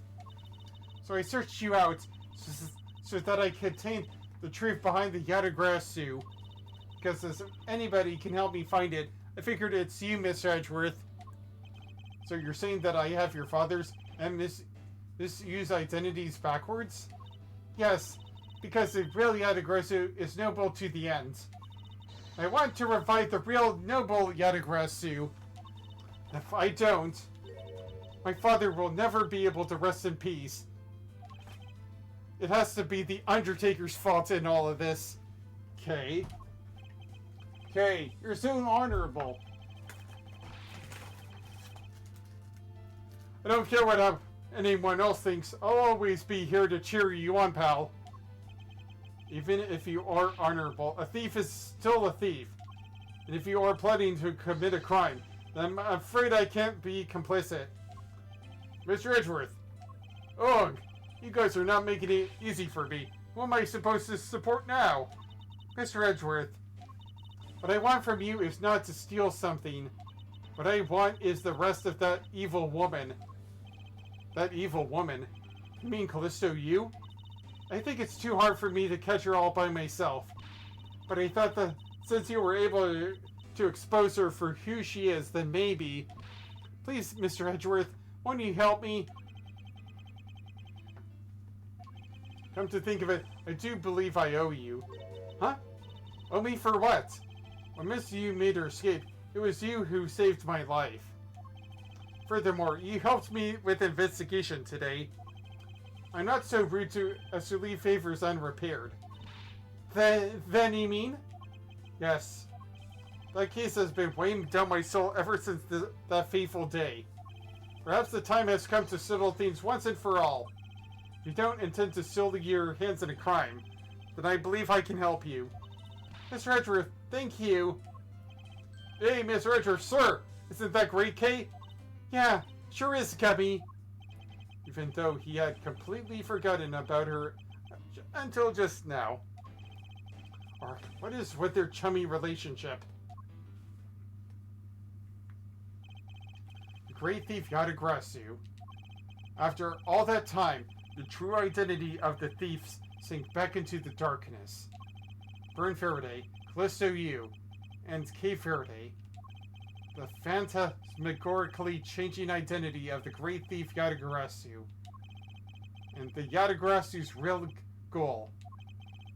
It would all come to light the day after I made that promise to Kay.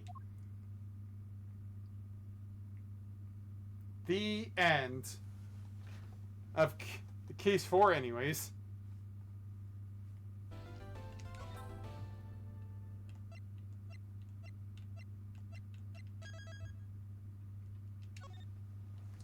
Alright. Case number 5. Hee hee. Aha! What's up? Objection! Alright. I think this is all I'm going to do for today, so... yeah. Gonna keep things up a wrap. And finally, sometime, not now, but sometime this upcoming week or so, I'm finally going to... Turn it back. Oh, no.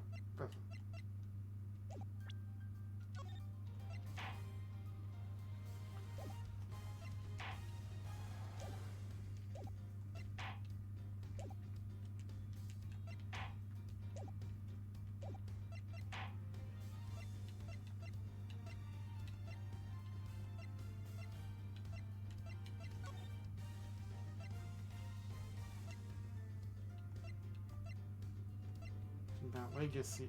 Turn about for a second. Turn about for the ages. Ah, man, can't wait to play these good ones.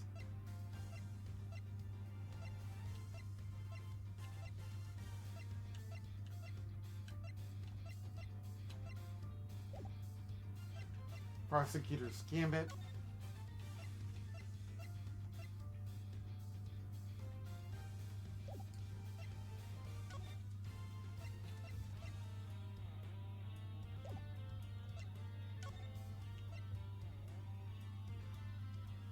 Alright.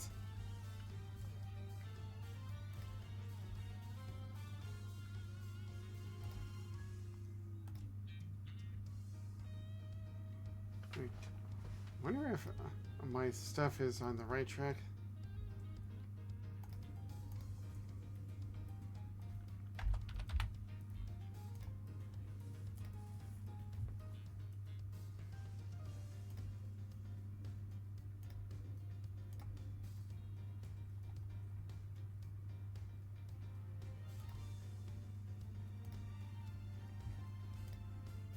Yeah, let's see here.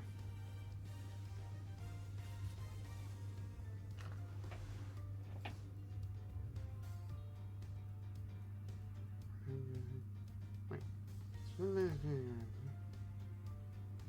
Oh, darn it.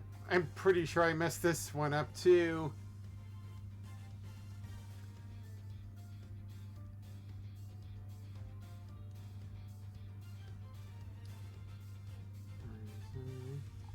This is key part 9.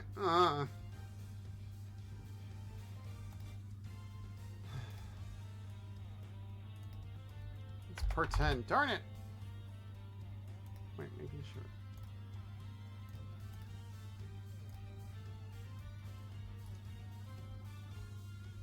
No, wait, this is part 9. Darn it.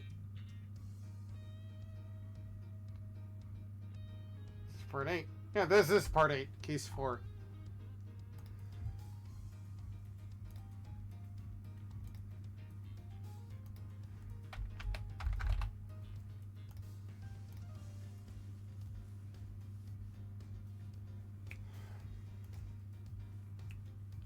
Alright. Well, I've been meaning to do some other stuff recently, so yeah. This has been Dry Oasis. I've been your host, and these have been my 2 co-hosts, Kirby and Sirlex. Say goodbye, Kirby and Sirlex. Bye now. Well, and as always, I hope that you've had a great day. So, and as always, you can follow me on Twitch, Patreon, YouTube, Discord, or Blue Sky, all under Dry Oasis. And yeah, let's see here.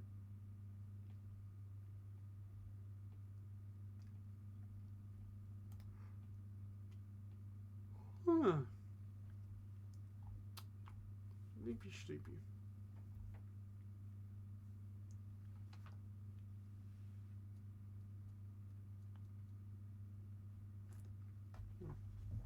Get off here.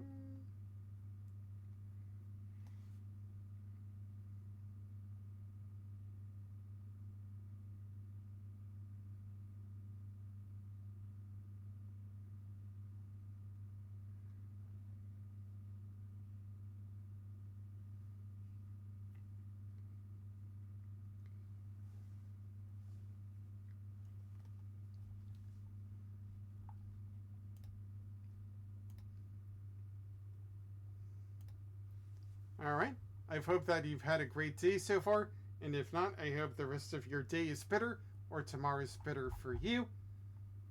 Take care, and see you later. Bye-bye.